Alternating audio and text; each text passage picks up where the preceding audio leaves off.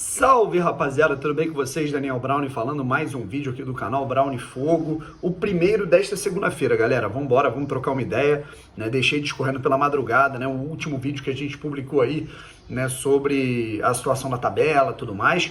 E a gente acorda, né, cara, em clima quente aí para Botafogo e Goiás nessa véspera desse confronto, certo? Que vai acontecer lá no Serrinha nesta terça às 9h30 da noite. Vamos falar um pouquinho sobre relação, né, relacionados do Botafogo, né, como é que pode ser um esboço desse time aí, à noite, né, pretendo, vou ver se eu consigo fazer uma live, algo do tipo, e também, né, falar um pouquinho sobre algumas situações aí que estão rolando sobre o evento. Se inscreve no canal, deixa o like, ativa o sininho, já sabe como é que funciona todo o processo, aperta nesse botão de inscrever-se aqui, cara, se você quer dar aquela moral para quem produz conteúdo aqui sobre o Botafogo, né, sobre futebol na internet, é só apertar no botão vermelho aqui, inscrever-se, fechou?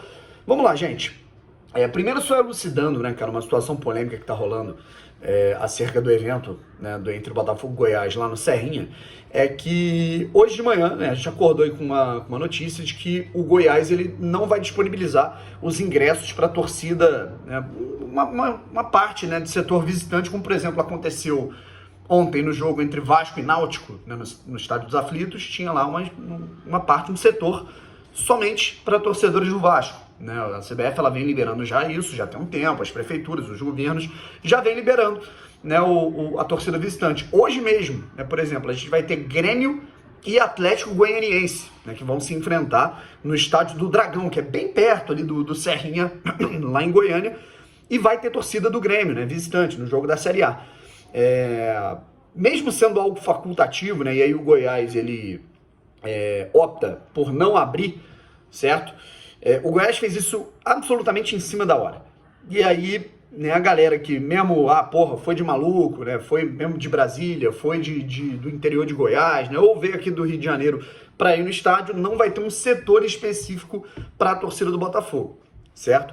E aí, né, cara, pro torcedor que, por exemplo, vai sem camisa do Goiás, eu não sei exatamente como é que funciona o trâmite, né, cara, em relação a sócio-torcedor do Goiás e tudo mais, vai ter que pagar um ingresso de acima dos R$200, né, cara? Então, foi uma estratégia que o Goiás fez para não ter uma torcida mista no estádio, e isso para mim não tem problema, mas eu acho que o grande erro é você não disponibilizar uma torcida, né, uma parte para a torcida visitante. Aí a justificativa é de que o Goiás, o estádio do Serrinha, não tem ainda, né, uma logística, vamos colocar assim, teria que passar por uma obra para ter um espaço destinado ali para o setor visitante, de entrada, né, de acesso à arquibancada. E aí o natural é, se você não consegue, né, fazer o evento do tamanho que ele realmente é, que são duas equipes que estão disputando ali as primeiras posições no G4, você coloca o jogo no Serra Dourada, né? Porque o Serra Dourada é o estádio que pode comportar aí, por exemplo, uma torcida visitante, certo? E aí eu acho sacanagem, né, por parte da diretoria do Goiás e principalmente, cara, o meu ponto é o não posicionamento da diretoria do Botafogo, né, cara, que eu acho que não é enfático, não é condizente com aquilo que se vê em relação a outros clubes, como por exemplo, né, a gente está vendo qual é a moral que a diretoria do Vasco está dando para a torcida em relação a organizar a logística, né, cara, para recebimento do time, para ida ao estádio. Vai demorar muito, cara, a gente sabe que o Botafogo ele mostra, né, sinais de mudança, mas vai demorar muito pro Botafogo, de fato, cara, compreender o que é o torcedor de fora do Rio de Janeiro, certo? Entender qual é a importância dele, o que ele tem que fazer para realmente abraçar esse torcedor, porque tá muito distante ainda, cara. A gente não vê um posicionamento do Botafogo, o Botafogo não explica nada, aí o Goiás não vai liberar e vai ficar por isso mesmo, né? Foda-se, ninguém vai pelo menos fazer uma queda de braço, né? Como sempre se tem em tudo aqui no Brasil, em que os pontos eles são interpretativos, mas o Botafogo ele não faz questão de entrar nessa queda de braço, né? Enfim, o que é meio bizarro, né? E aí fica nessa. Eu acho que eu tenho que ser coerente também. Se um dia, se em algum momento, alguma torcida quiser que o Botafogo abra a ala visitante aqui do estádio Newton Santos para que tenha, né, um torcedor visitante, eu tenho que entender que também é algo justo, certo? Eu só acho que as coisas estão voltando, a torcida está voltando, o público está voltando e o torcedor visitante também está voltando. E aí quando há uma má vontade, mesmo que seja algo facultativo, mesmo que seja uma escolha, né, cara? Quando há uma má vontade para não se ter um espaço destinado para a torcida visitante no estádio, eu acho sacanagem. Mas enfim, vamos lá. E vamos ver o que vai ser resolvido em relação a isso.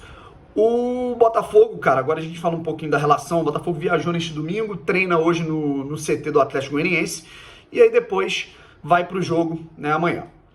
A gente ainda tem o Jonathan Silva fora. O Jonathan Silva tá fazendo um reforço muscular, né, cara? Isso eu acho que explica as atuações dele bem medianas, né, cara? Bem abaixo. Eu acho que ele é um cara que tá sem explosão, né? Não só para correr, para ultrapassar, mas até para cruzar, chutar. Eu acho que tá abaixo daquilo que ele pode render. Eu não acho que o Jonathan Silva é um craque, mas, porra, cara, tá abaixo, né? E aí o Botafogo realmente tem que fazer um reforço muscular com ele, né? Que não é uma lesão, né? O cara não tá no DM, o cara tá mais na fisioterapia, tá mais com a preparação física para ficar melhor nessa parte.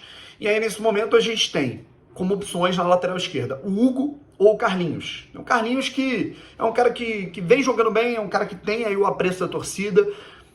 Boa parte também não entende muito o porquê dele ter, vamos dizer, perdido essa titularidade absoluta, mas agora quem entra não tá deixando a desejar, como é o caso do Hugo, né, cara? O Hugo entrou depois de meses aí parado, foram 2 meses parado, né? Antes da partida do Curitiba, ele teve uma lesão grave na clavícula, o Botafogo conseguiu corrigir isso rápido e ele jogou muito bem contra o Brusque, né? Então isso é interessante. A gente tem 2 caras aí competindo na vaga, o Gatito Fernandes segue fora, o Botafogo ainda tá querendo prepará-lo fisicamente, não tá querendo voltá-lo no risco, certo? Espero que o Diego Loureiro possa repetir as atuações que ele teve tanto contra o Cruzeiro quanto contra o Brusque, né, que foram boas atuações.